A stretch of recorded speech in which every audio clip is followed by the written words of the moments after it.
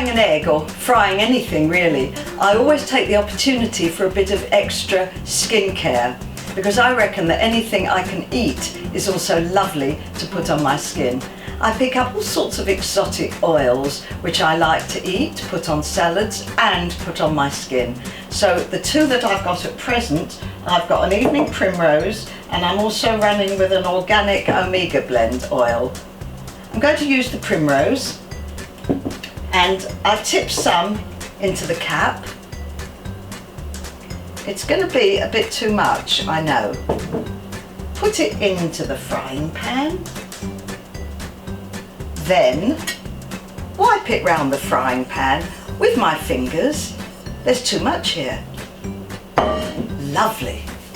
Especially on my inner elbow and just up my arms, my nails, everywhere. I find this is a part that is in danger of getting wrinkly. I'm not going to have it. Upper arms can sometimes be a bit dry. The oil is wonderful.